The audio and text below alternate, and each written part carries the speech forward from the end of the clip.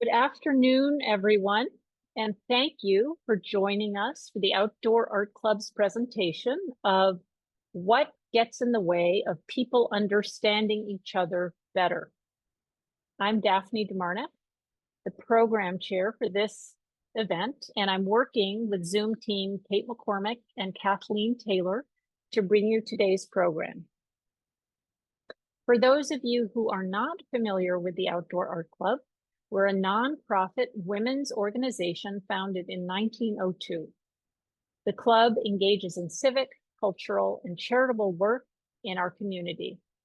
And as part of that, we host this public speaker event to explore topics of interest to the community. Today's speaker will leave time at the end of her presentation to answer your questions. When you have a question, please enter it into the Q&A, which is found as a button at the bottom of your Zoom screen. Now it is my great delight to introduce today's speaker, Yael Schonbrun. Yael is a clinical psychologist, assistant professor at Brown University, and author of the book, Work, Parent, Thrive. 12 science-backed strategies to ditch guilt, manage overwhelm, and grow connection when everything feels like too much. She's also, not surprisingly, a mother of 3 children. In her research, private practice, writing, and podcasting, Yael uses science and Eastern philosophy to explore practices proven to foster healthier relationships between partners, parents, and children, and between our most important life roles.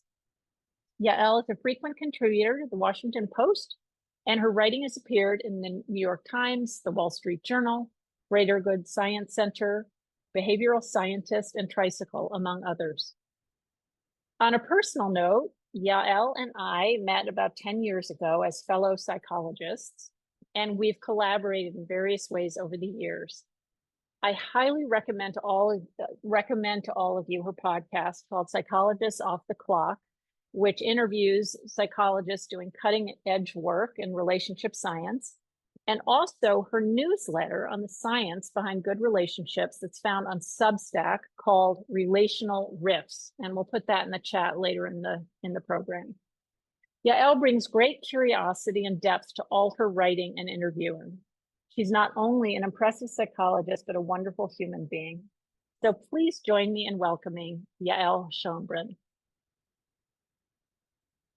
Thank you so much for that lovely introduction. Thank you so much to the Outdoor Art Club for having me. I'm just really honored to be a part of your series. And thank you also to Daphne for being my colleague and my friend. I got to know Daphne early in my motherhood, and what she didn't tell you in terms of the backstory is that I read her book, Maternal Desire, and reached out to her because it was such a transformative read. And I had just started writing for non-academic audiences, and she was kind enough to be willing to chat with me. And we sort of started a loose friendship that grew when her second book, The Rough Patch, came out, because I had an opportunity to have her on the podcast and interview her. And that just really cemented our friendship. In part because I'm a huge fan. You guys, if you are not aware, are very, very lucky to have her as a part of your organization. She is one of the most brilliant thinkers, therapists, and writers in psychology, and in particular in the relationship space. So I feel very lucky to be in her orbit, and I'm really just very honored to be a part of your speaker series. So thank you very, very much for having me. So as Daphne mentioned, I'm faculty at Brown University, a writer and also a therapist who's very interested in the science of relationship thriving.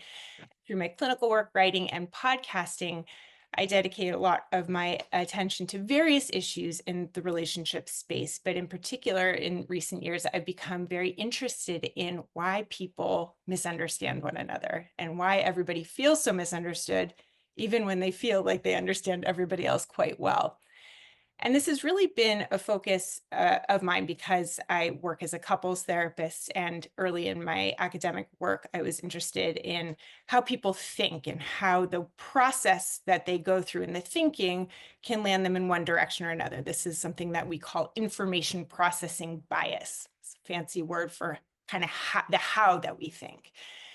And I was actually working on a very different book project, and the idea wasn't gelling. And I was on a walk with my husband and my 3 kids, and I was venting to my husband about how this book proposal that I was working on was not coming together, and I should just write about what I really know, which is, how to help people understand one another when they don't understand one another. And my husband very wisely said, yes, write that book. And so this is a talk that kind of goes into some of the content that I'm working on. This is a book that's not out yet, but will be out in the next year or 2. The timeline is a little bit uncertain. And so I'll be talking through some of the things that I write about and some of the things that I teach in the therapy room. And I'll be sharing a bunch of stories, vignettes, and some research. And please do enter any questions into the Q&A, because it's much more fun for me when it's engaging and interesting, and when there is some kind of back and forth, which we'll have time for at the end. So what I'm going to do now is I'm going to share my slides. So just give me one moment to do that. All right, so you should see the first slide, which is the title of the talk, What Gets in the Way of People Understanding Each Other Better? So I'm going to start with an ancient story. It's a Buddhist parable that captures the problem of misunderstanding and also captures the social impact of misunderstanding. And the story goes like this. Several blind men had never encountered an elephant before it came to their village, and they wanted to understand what it was. So each man went to where the elephant was, and they tried to learn about this giant creature through their sense of touch. And then they shared their perceptions with one another. But the creature was so enormous that they each perceived something very different. The one who touched the tusk said, "It's a spear." The one who touched the trunk said, "It's a snake." And the one who touched the side said, "It's a wall." Now, each of the men was so confident in their individual perceptions of reality that when they heard the others describing entirely different truths, each one began to grow distrustful and then angry. I often think about Judge Judy has a book which the title is Don't Pee on My Leg and Tell Me That It's Raining, right? We don't like it when people tell us that something is not true that we know for certain is true. And we often are very certain of our social knowledge, so certain that we fail to question our interpretation of the evidence. Our brains convince us that we know the truth, even when we don't. And this is something that happens all the time in our social world. And one of the things that couples therapy invites people to do is to awaken to what we do not know. Going back to the story of the blind man and the elephant, there's actually a couple of endings to the story. It's been around so long that people have crafted a number of different endings. Now, one of the endings is that they don't listen to each other. They grow angry, they're distrustful, they're furious with one another, and they come to blows. But there's another ending that has them opening up and being more willing to hear about the parts of the elephant that they hadn't been able to encounter on their own, but which were real too. And with a willingness to try to open up to new understanding, each of the men was able to expand what they understood and get closer to a larger truth that they could not access on their own. And this is something, again, that we try to do in couples therapy, and something that I think we can try to do in our social worlds in general, which is become aware that we cannot actually perceive all that there is to perceive, and therefore that there is more to know that we cannot know. And so in the couples therapy room, I'll run through just a common example. I might have a couple who comes in with really different perceptions of why their marriage is suffering. And they both feel very, very confident that their perception is the one that's correct. So one partner, the wife, is at the end of her rope. She's ready to end her relationship. She feels like her husband is an angry person. He's not a safe person for her to talk to. And in fact, he pressures her a lot to have sex because he says it's the only way that she will show him that she's committed to him. And that feels to her like she's forced to be complicit in her own subjugation. And so she's deeply unhappy, feels deeply unsafe, and wants the therapist, me, to kind of confirm that this isn't a healthy relationship and that it's mostly his fault. But when he shares his perspective on the relationship, He shares that he routinely reads her uncertainty about commitment to the marriage. And this makes him feel criticized and moody and angry because he's deeply, deeply hurt. He argues that whatever jerkiness she might read is the direct result of him feeling unloved by a partner who is unkind to him, who is unloving to him, and who is constantly questioning her commitment to him and telling him that the longevity of their marriage is in danger. So as they talk in the structure and the support of the therapy room, they each discover pieces of the story, pieces of their elephant that they didn't have awareness of before therapy. And they realize that their blind spots were in many ways driving their unhappiness. Right? Her thinking that he was angry and unsafe caused her to pull back and say, I don't know that I can be in this marriage. Her pulling back caused him to be hurt and angry and really unkind to her. And so by recognizing their blind spots, they were able to kind of create a different story, a different understanding of their dynamic. And with that different understanding, they were able to have a greater curiosity with one another, more benefit of the doubt, more warmth. So it was through their awakening of what they did not understand that they actually begin to understand one another better. Now, we, like the blind men, we can awaken to what we do not know. But the thing is, our brains are structured in a way that we can't permanently remove our not knowing that we do not know. This overconfidence that we have is something that's actually quite wired into the brain. And uncovering those blind spots is something that we can do, but we can default back into that sense of knowing very, very easily. So let me continue on with this story about the couple. So things did get better. They were warm. They were building in a positive direction. But one stressful week that they'd had a lot of busyness, their kids were acting up, and the wife was one day making dinner of mac and cheese out of a box for the kids. She thought, my husband doesn't like it. I don't particularly like it, so I won't make too much. And she got hungry, so she gave herself some, fed the children. And the husband came down. He was working at home. He came down and asked if there was any for him. And the wife, kind of dealing with the kids all day, her own job, was tired and kind of curtly said, there's not. I didn't think you liked it. And he had been stressed out already and read it as a regression, her regression to being unkind, unwarm, and disinterested in him, and went again to that place of deep hurt and deep anger. And she tried to explain that wasn't what she meant, but he was in such a state and so convinced that what he had originally thought before therapy, that she wasn't particularly a fan of him, that she wasn't interested in staying married to him, just felt so true that none of her explanations could get through. And then she ended up feeling confirmed in her belief that he was unkind and unsafe, and at his core, just an angry, unsympathetic person. So my point in telling this story, which is a very common clinical anecdote, is that we can wake up to our not knowing, but it's very easy to fall back into our blind spots.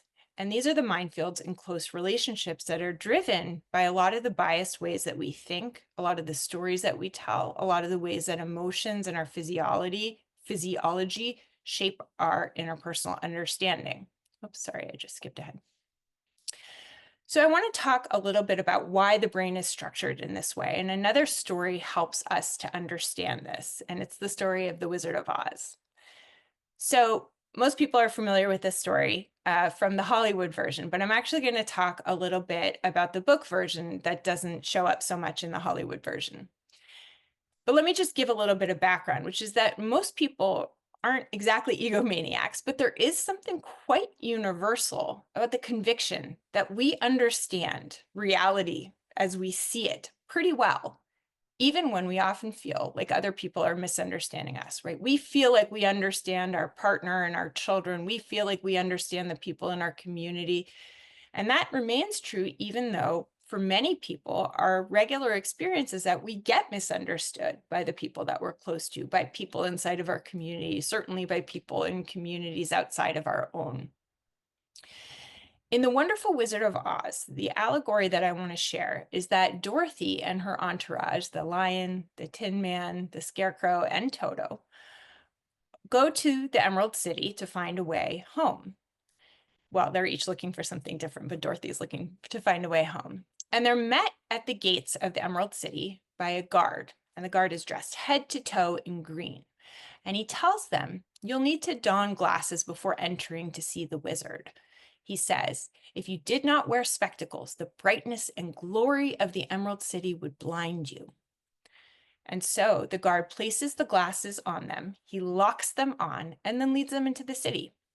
And Dorothy and her gang are amazed.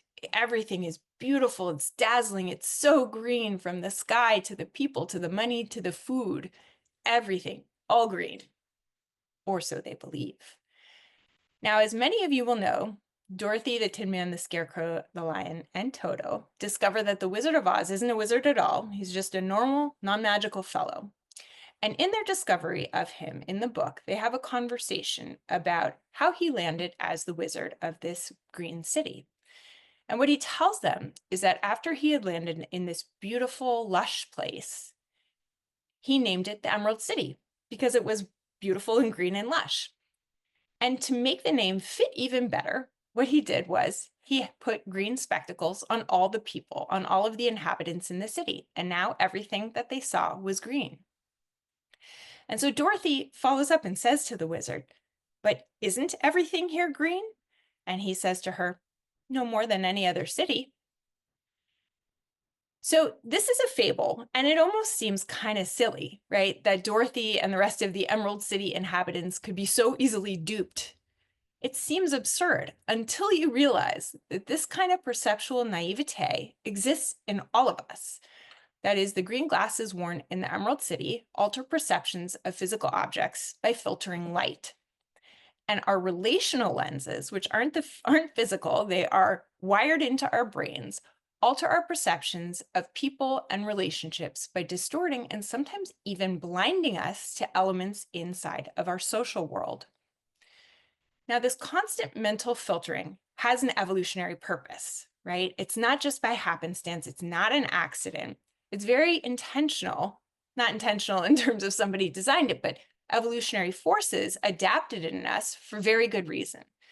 And the reason is that if we didn't have a filtering system for our social world, it would be a dizzying array of experiences and interactions. We would be paralyzed by overwhelm. We would not know how to interpret, is somebody friend or foe? How do we interpret this kind of word versus that kind of word, this kind of interaction versus that kind of interaction?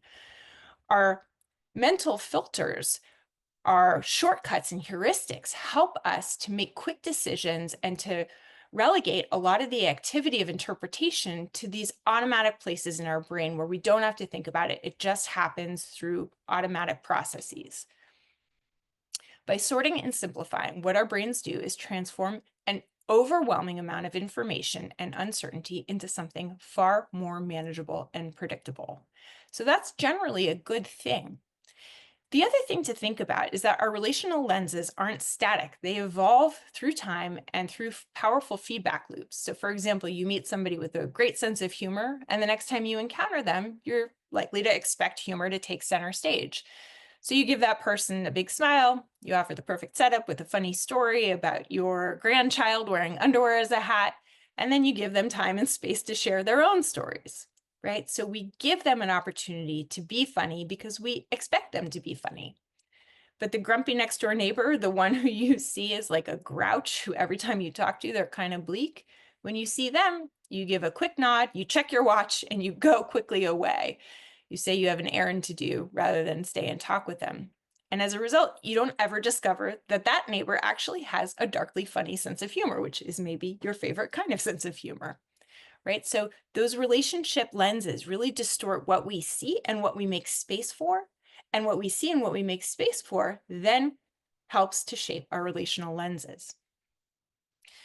So our glasses are quite helpful in helping us to make sense and make our way through our social worlds. But, and I'm sure you can kind of see this coming a mile away, they have obvious downsides. They regularly cause us to misperceive and misunderstand people that we're in relationships with, people within our communities, entire communities outside of our own. And even when we pay close attention and work hard to decipher people's meanings, our understanding can still be distorted, just as the couple vignette that I shared earlier in terms of what happened there. And this is something that social scientists study a lot in the laboratory and in real world settings in very, very interesting ways that shows some of the specific ways that our mental filters can shape our social judgment and then can shape the way that we interact with one another. So let's just dig into one of my favorite studies, which is about a bias called closeness communication bias. So this is a bias that happens with people that we're close to, right? Specifically with people that we're close to. It's a 2011 study that investigated what happens between people that we're close to versus people that are just strangers in terms of how well we understand the meaning behind their words. So imagine that I said, it's getting hot in here, right? You might say, well, it's obvious, you want me to open the window because you're getting too warm. But alternatively, you might think that I'm flirting with you. You might think that I'm making a flirtatious statement of it's getting hot in here, right? So the same phrase can be interpreted as, can you open a window? Or it can be interpreted as a come on. Now, what's really interesting here is that participants predicted that they would understand the meaning better and be understood better with friends and partners than they would with strangers. But what the findings revealed is that we're no better at interpreting ambiguous statements with friends and partners than we are with strangers. It's the same. We make mistakes. Now, why might that be? Like, we do know people that we know better than people that we don't know. That sounds like an obvious thing to say, but it's true. Now, here's the interesting thing that happens when we don't know somebody, when it's a stranger. We don't assume that we'll understand them. And so what do? We second guess our interpretations. We might ask for clarifications. We might consider alternative ways to understand what somebody is saying. But with partners or close friends or even work colleagues that we know well, we're more likely to confidently accept our assumptions and bypass any opportunities to get corrective feedback or to consider alternatives. So this leads to a problem of overconfidence in combination with unchecked errors. So we know the people we know, and as a result, we get more confident about what we know, and then we don't check when we're wrong. And I always think about this like a sailing metaphor. So say that you're a sailor and you're an expert sailor. So you start to assume that you don't need to check course, right? You have a good sense of how the winds are blowing. You have a feel for the direction. You know how to read the sun and the stars. And so you don't really check your compass. Now, if you really are a skilled sailor, maybe that's okay. Maybe most of the time you'll be right. But once in a while, when the winds blow in a different way or the stars aren't quite as bright and you don't check, it means that you're not only more at risk of getting off course, but you're at high risk of not even noticing that you're off course until very deep into the journey. And this is something that happens for a lot of couples who land in the couples therapy room. It's that they haven't checked. And by the time years into feeling unhappy, and studies have shown that on average, couples wait about 2 to 6 years after significant problems have arisen before they enter into couples therapy. And by that time, it's like people are living in totally different worlds of reality. Like the stories that they tell don't match up. It's almost as if I hear a story from one partner and then I hear a story from another. And it's like, they must not be existing in the same house in the same life, even though they are. And that happens a lot because we aren't checking in with one another. So those kinds of misunderstandings may start small, but they compound over time.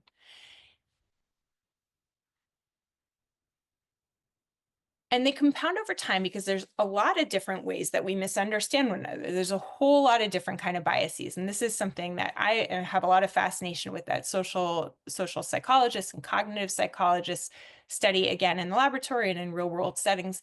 And I'm going to go through them just because I think they're kind of interesting. And as you're listening, you might think about, where and when in your close relationships might you be at risk for engaging or having your mind sort of default to some of these biases. And I guarantee we all do. They're just a part of how the heuristics that our brains adopt in close relationships. But think about sort of when they come up more specifically for you. So we already talked about closeness communication bias. And the next one on this list is something called naive realism.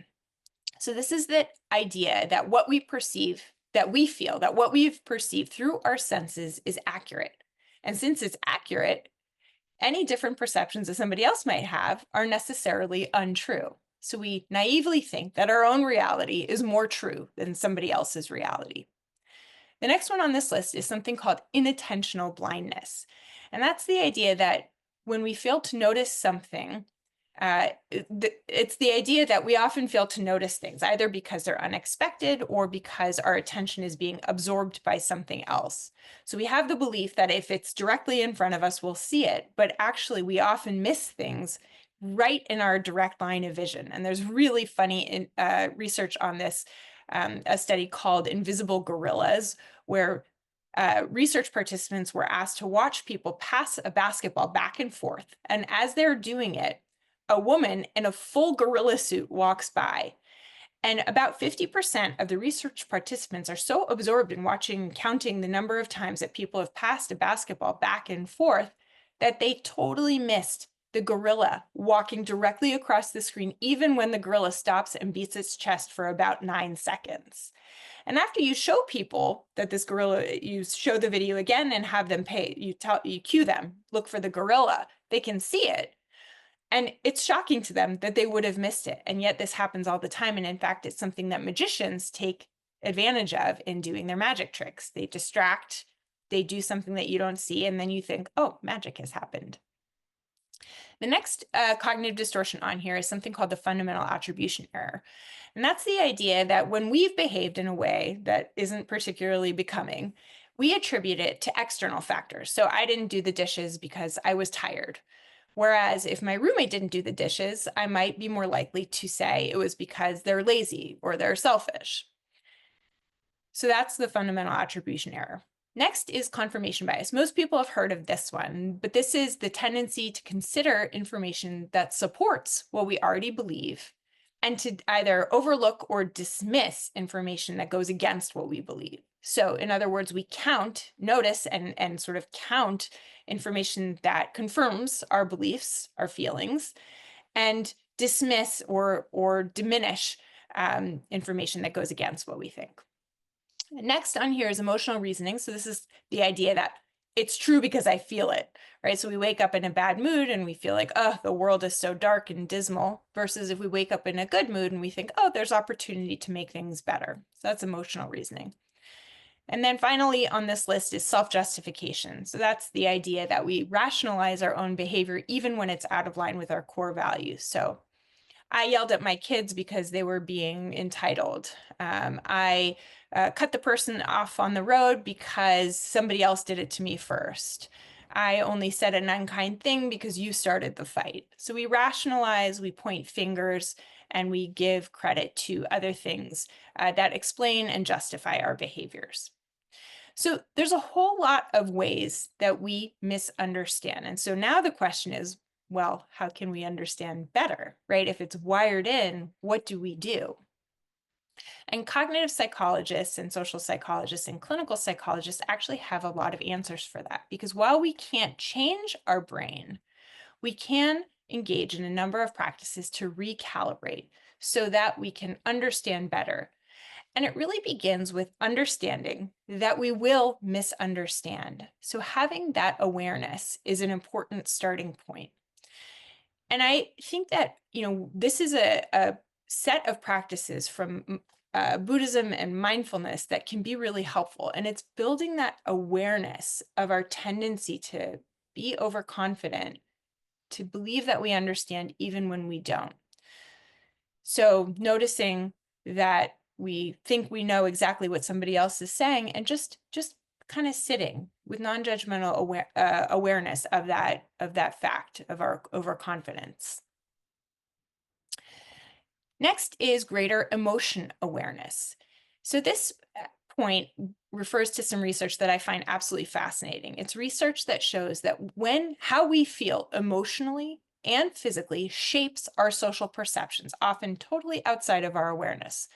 So in one fascinating study, researchers randomized participants to a hungry condition and a not hungry condition. So they actually had the hungry condition fast for 5 hours before the study, whereas the not hungry condition had a snack right before they participated in the study. And then they put them through a series of really intensely annoying tasks. And what they found is that the hungry participants were more likely to rate researchers as being rude, unkind, not smart than the non-hungry participants. So we're harsher in our social judgments. And yes, hunger is a real thing. And it really does help us to understand why when we're feeling negative feelings, whether physical or emotional, we also tend to view people around us, including our partners, in more negative lights.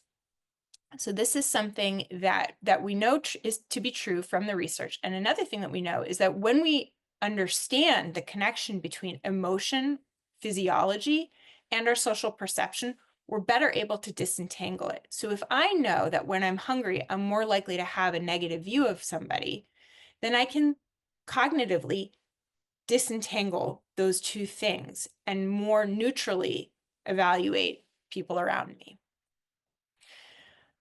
All right, this is kind of a general practice that I love to share with couples in the therapy room, but it's the practice of choosing curiosity over confidence. So if we can sort of connect to a value of being curious in a moment where we feel confident, then we put our curiosity in the driver's seat as opposed to following the lead from our overconfidence feeling. And that helps us to stay intellectually humble even when we might think we know. So to engage in a practice of being curious, even when we have the sense that we know something.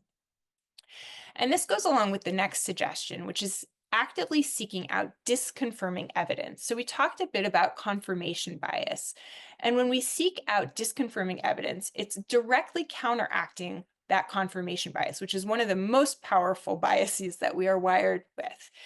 And if any of you in the audience are readers, this is a terrific book, Think Again by Adam Grant, that digs deep into the science of why we have a tendency to confirm what we already think, and practices, evidence-based practices to seek out disconfirming evidence.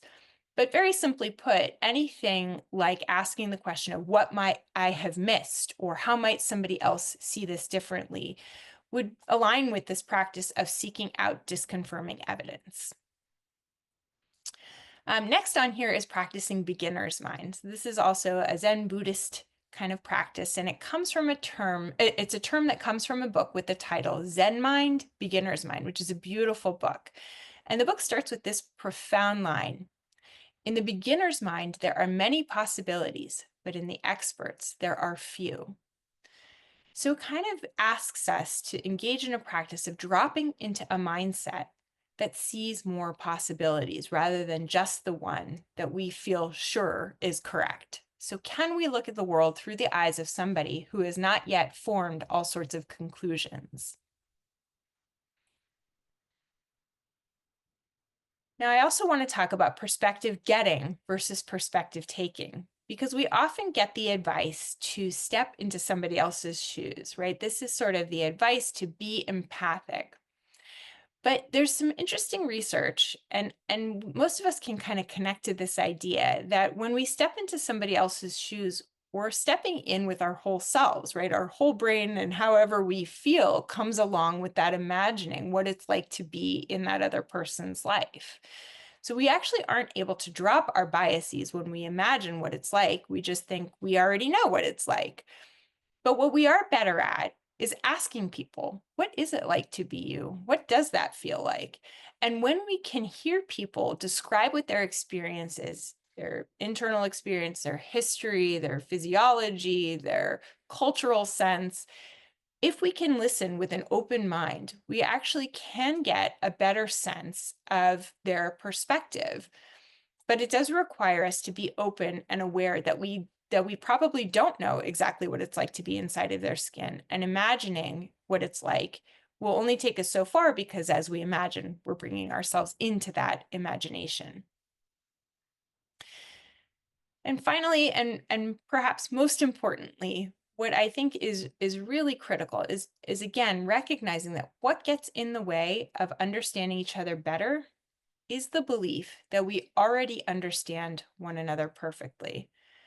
And so this is really a call to try to mitigate our overconfidence in understanding other people, particularly in understanding people that we're close to. And what I often tell people that I work with in the therapy room is that they're too interesting and too likely to evolve over time. The same goes for people in their relational lives. People are multifaceted. And so if you can engage in that awe, that curiosity, that acceptance that people have lots of different parts, and that even if we do know them pretty well, that there's always more we can know, or there are things that are ever changing that we can get to know in this new phase. It gives us an opportunity to engage a lot of that awareness, that curiosity, that intellectual humility, that seeking out disconfirming evidence, and really actually get to know people better. And I really encourage people to do this, in the early side, right? When we are still kind of having those open lines of communication. But also, if you are in a fight, one of the most powerful things that you can do is really ask people in a genuine way, can you help me understand what's going on for you? Can you help me understand what is getting under your skin, or what about what I said hurt you? So this is my final slide. It's a invitation to stay connected with me. I write a biweekly newsletter called Relational Riffs, where I share a lot of science in the relational space and clinical practice as well. I have a book, as Daphne mentioned, called Work, Parent, Thrive. I also co-host a podcast. I'm one of 5 co-hosts, but all of the episodes that I do are focused on relationships.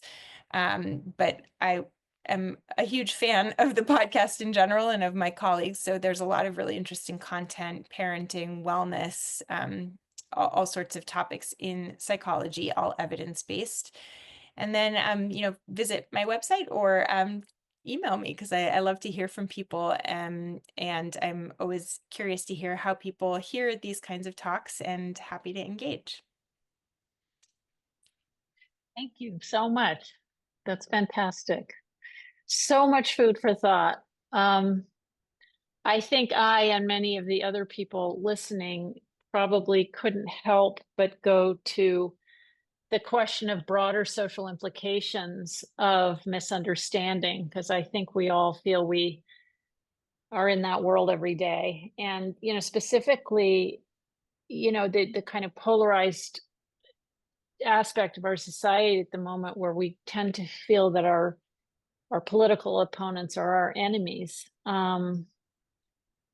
So, we can all only do what we can do, but do you have any thoughts about how to apply this knowledge to that, the situation in the country? I mean, I have a lot of thoughts and a lot of book recommendations. And I will say that I just recently released an episode with the author of a book called Outraged. His name is Kurt Gray, and he's a social psychologist, I think at the University of Virginia. And he studies moral outrage, right? This idea that when people believe differently than we do, particularly when they believe in a way that we feel is harmful, it activates our moral outrage. And when we are morally outraged, what we do is our mind drops into storytelling. And the stories that we tell tend to be stories of villain victim. And we're usually the victim, and the other guy's the villain. And they tend to be very flat, not nuanced stories. And this is something that's evolutionarily programmed into us, right? In the pre-modern age, if we encountered somebody who was a potential threat, it was much better for our imminent survival to just assume that that person was bad, and to do everything that you could to protect yourself and your loved ones against them. In our modern society these days, when we encounter somebody who believes differently than we do, our imminent survival is probably not under threat, but it feels like it is. And so our brain does the same old thing that it used to do before we lived in nice, safe houses. And certainly there are places in the world where our imminent survival is under threat, but for the most part, and certainly in this part of the world, we are largely safe. And so, that that misunderstanding other people is certainly a part of what happens when we get morally outraged, because our mind drops into those flattened stories. And so one of the things that we can do is really strive to complexify our stories, to try to imagine, what else could be going on? What kind of humanity is on the other side that my mind, sort of in its default state, isn't seeing? And can I more actively look for it? And there's a lot of really interesting research that's been conducted, for example, between Israelis and Palestinians. For example, when they have people read stories written about the other side that really demonstrate the humanity and the struggle and the suffering that the other side has undergone, then the people who are reading it build more empathy and a better willingness to kind of connect and see a way forward. Now, intractable conflicts are super hard. I mean, if they weren't super hard, we would have figured it out. And I have an Israeli heritage. And in fact, in the October 7th incursion, it was the 50th anniversary of when my father fought in the Yom Kippur War. So I really do understand that there are some conflicts that are really, really intractable.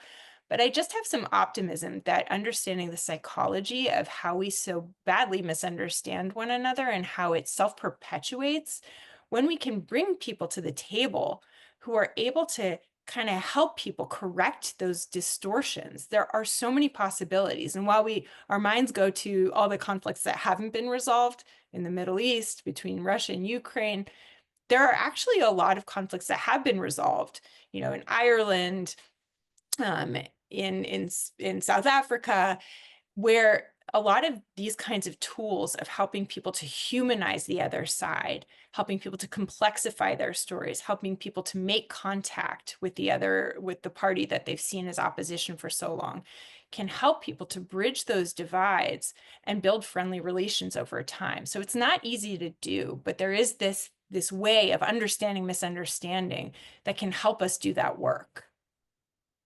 As you talk about that, I'm struck, and it won't surprise you because I'm also a psychologist, about how these principles are so incredibly important for people to learn. And, I'm not sure how much children are taught these things now. I mean, my kids are older, but, and I know emotional intelligence is sort of a thing now in school, but I'm just wondering, do you have any sense of how these sorts of ideas are infiltrating into the education of young people? And do you have any knowledge of work that's being done to sort of make these ideas familiar so that people know, that this is always what we're up against? Because I actually think what you're talking about, although once you talk about it, it's so intuitive. I think we walk around, and this is your point, not being aware of these things. So anything you can share about either books that have been written for kids or, educational um, programs that exist to kind of bring this more to the attention of this people? Yeah, it's a great question. So the book that comes to mind is actually not out yet. It's going to be out in a few months. Melinda Wenner Moyer, she's a science journalist who used to be a staff writer at the New York Times. Now I think is more freelance, but she's wonderful, and she has a terrific Substack newsletter called Now What that I highly recommend, and has a new book called Hello, Cruel World that is all about helping to understand how we introduce our kids to a really difficult, complicated world. So that's sort of the book that comes to mind, and I'm not so familiar with what gets taught in schools in this realm, which I think means that it's not getting taught, because I do have 3 children in school, and I think I would know, like, I talk to my kids about this all the time. But I don't think it gets taught in school. I think that individual social emotional learning gets taught, but not so much how we misunderstand each other and these cognitive biases that really shape our interpersonal interactions. And I think it's because it's not that well known. The other thing that I think actually makes it quite hard is there's so much virtue signaling. So it's this idea that, I believe that, a white supremacist is bad and I would never talk to them. And that's a way that I demonstrate that I'm on the right side of history. And I think it's become very fashionable, for lack of a better word, to signal in that way of, like, I'm not going to talk to somebody who says misogynistic things. I'm not going to talk to somebody who puts down, minorities. And on the one hand, that's great. But on the other hand, or I'm not going to talk to somebody from the opposite political party, right? Because they're ignorant and they're, electing bad people.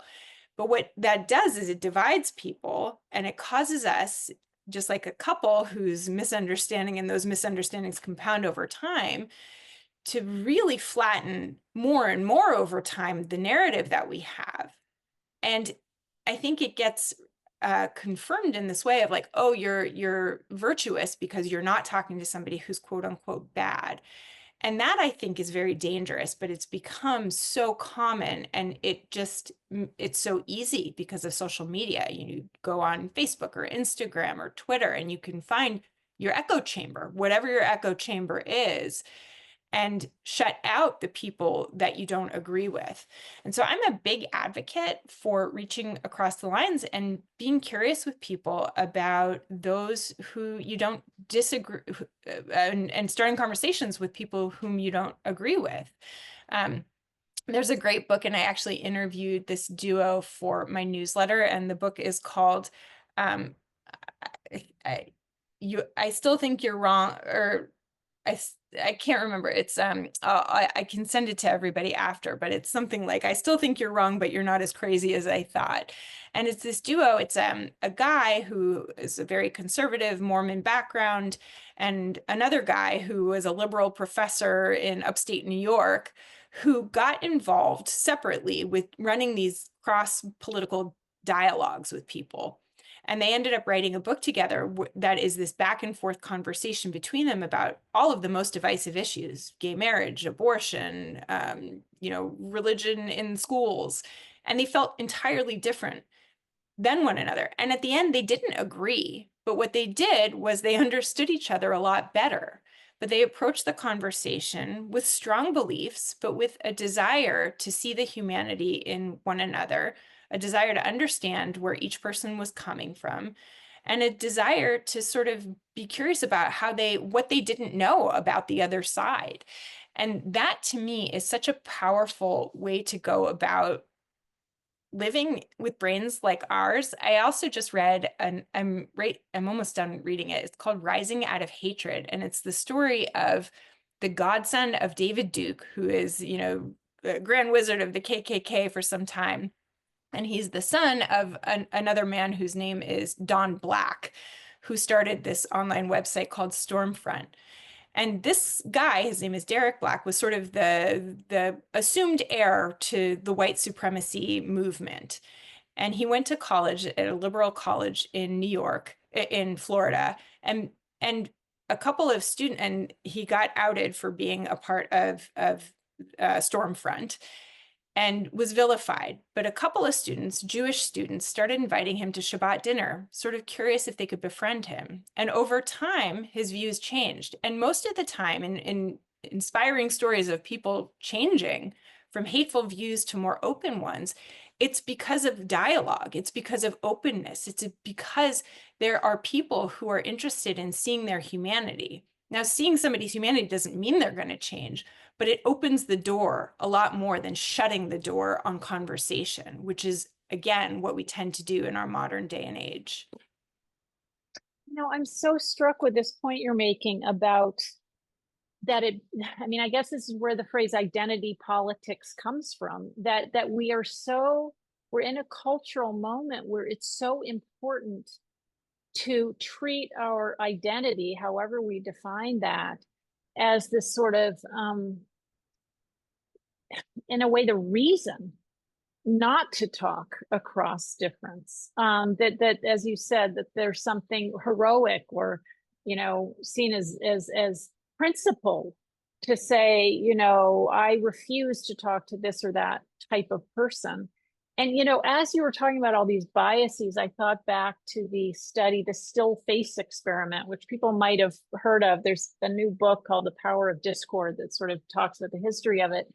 But basically, this psychologist, Tronick, did a study where he had babies and mothers looking at each other and interacting, and then the mother would go totally still, and the baby would keep trying to get her to react, because it's a very disturbing and distressing experience to have your partner not reacting or not responding.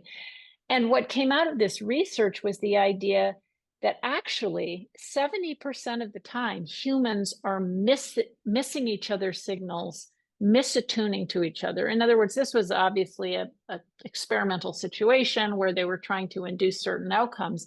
But through the research program that followed, they realized that in close relationships, people are constantly misunderstanding each other, constantly not picking up in each other's signals.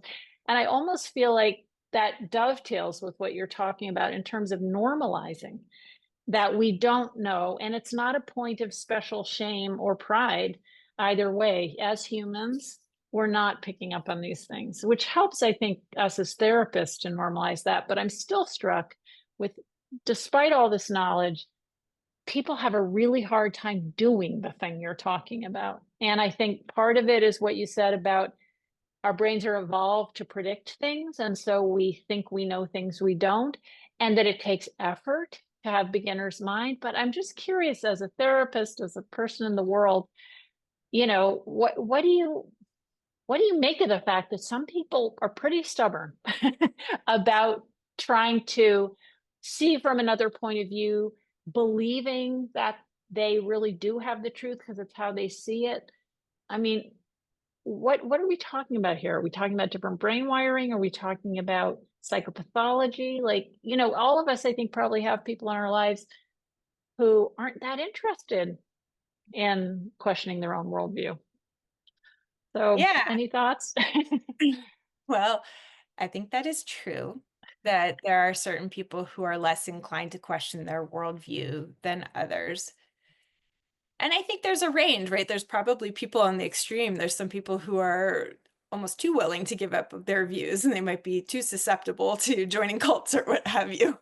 And then there might be some people who sort of come into whatever conversation so confident that what they know to be true is the absolute truth, that there's just zero interest and zero willingness. I still think that often if you enter into a conversation, and certainly we have to do this as therapists, with the optimism that there is a chance that you could connect to somebody and over time build enough of a relationship to make a change. And what's so interesting about this book, Rising Out of Hatred, is that the relationships that this college student, Derek Black, had lasted, a couple of years before there was any change, right? It required a lot of patience, right? Because he was born and bred in this cultural world. That was a huge part of his identity. So giving up and even questioning it was extremely threatening. So sometimes we really do have to be patient. And sometimes even with patience and effort, we can't sort of open somebody's mind. I think the question too is like, what would it take for our mind to be open? Can we be receptive to ideas that somebody who we think needs to be having their mind open to us, can we be receptive to being changed by them?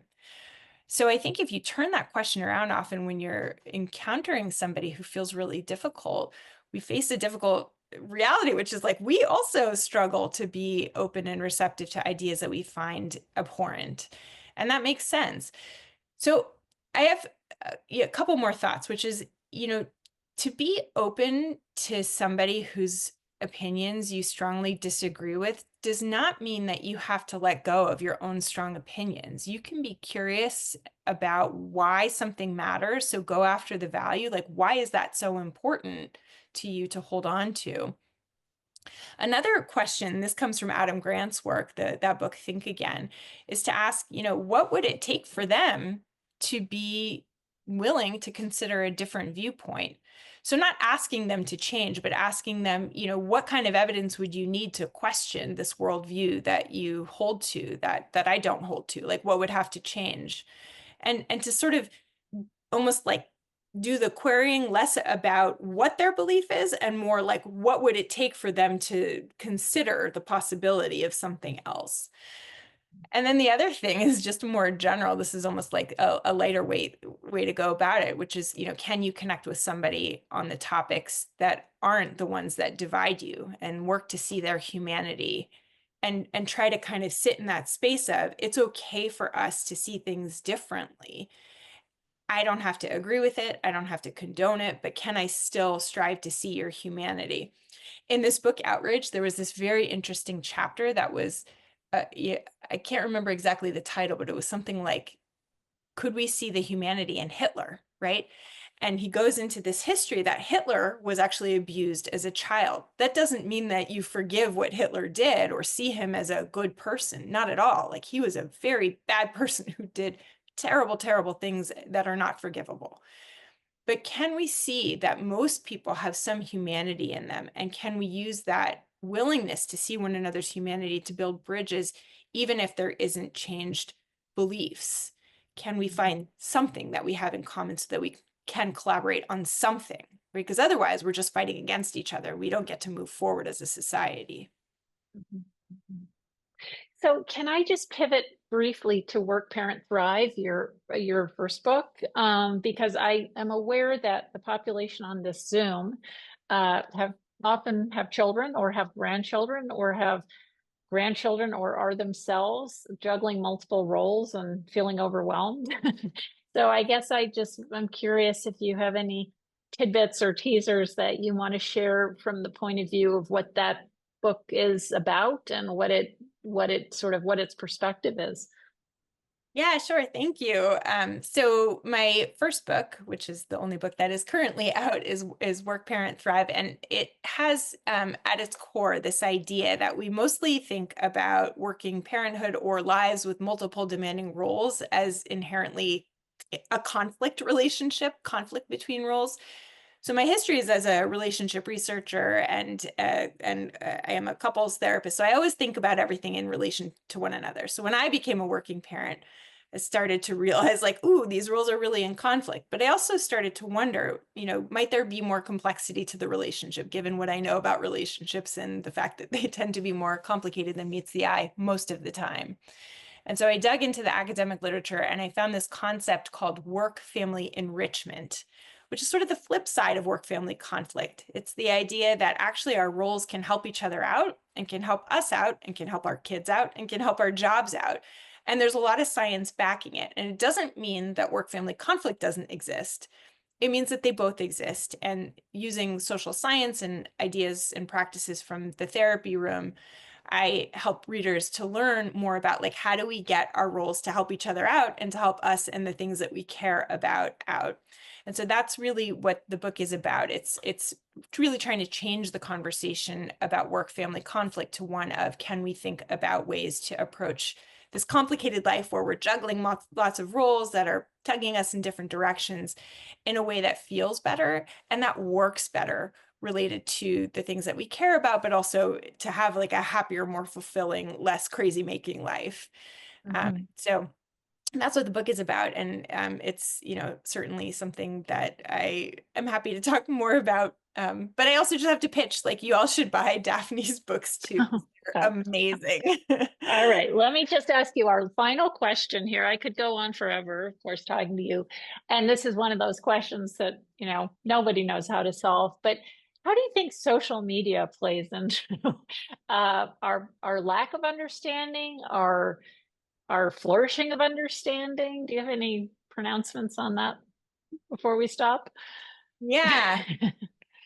Social media. I have lots of complicated thoughts. So I think that the human relationship with technology is complicated, like every relationship, right? We want to say it's all good or it's all bad, and it's some good and some bad. And there's actually a new book out called The Anxious Generation by a social psychologist by the name of Jonathan Haidt that is like all over the news everywhere. And it's interesting because what he proposes is that the relationship between teen smartphone social media use and mental health is only negative. Like, if kids are using social media, like it really deterministically predicts like a downfall in their mental health. But actually, in the academic community, it's a really hot conflict because his research is actually more correlational, which means that he's looking at descriptive data over time rather than experimental data that can tease out cause and effect. And what the researchers who are more engaged in the experimental research find is that the relationship is really complicated. And actually, the causality can be in the reverse direction, where kids who are more at risk or who are encountering symptoms of depression, anxiety are more likely to use social media more, right? And that actually what researchers also find is that there's really some positive uses for kids and social media, right? It's a way to connect, it's a way to be creative, it's a way to develop content and share different parts of themselves. It's a way for kids who are in stigmatized communities like LGBT to find their peers, to find support, to find validation, to find resources. So there is a lot of good that exists in social media. And it can also be problematic, right? There is a lot of focus on what your body looks like versus what it does. There's a lot of judgment. There's, a kid going on and seeing that there's parties happening that they weren't invited to that can feel very ostracizing. And so there's good and there's bad. I mean, I will say that as a person who is on social media sometimes, I really feel the costs of it.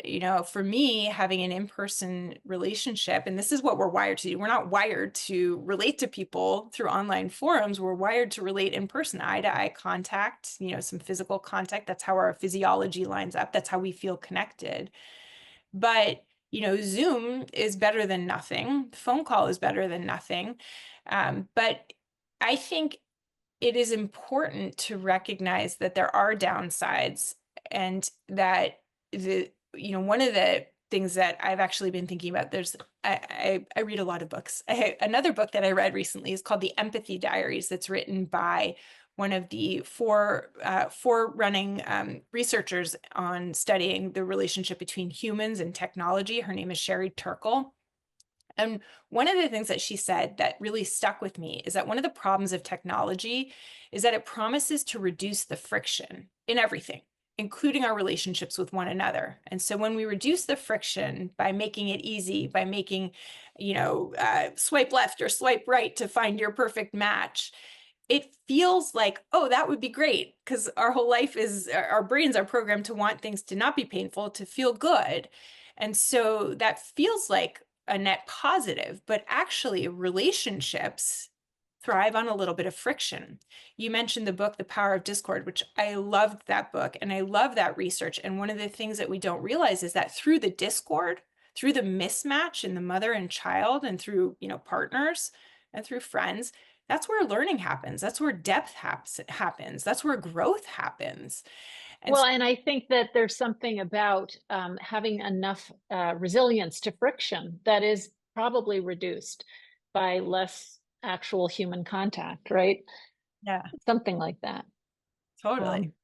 Anyway, this is fascinating. I wish we could go on for another hour, but we are at our time. So I want to just thank you so much, Yael. I love this talk. I've gotten a lot out of it. I hope the participants feel the same way. And so thank you so much for coming. And let me just quickly announce our next webinar. But thank you so much. On Thursday the 20th at 7 p.m. It's an evening webinar. There is an open to the public civics and conservation public program. And it's on flood control, which on a day like this is probably on people's minds. An ongoing concern for Southern Marin. Stephanie Moulton-Peters, who is now a Marin County District 3 supervisor, and Judd Goodman, senior civil engineer at the Marin County Flood Control and Water Conservation District, will update us on flood control. So please do consider attending that. Of course, check the Outdoor Art Club website for, in-person talks and other events that are coming up. So thank you so much, all of you, for joining us today, and we hope you will join us next month. Take care. Bye-bye.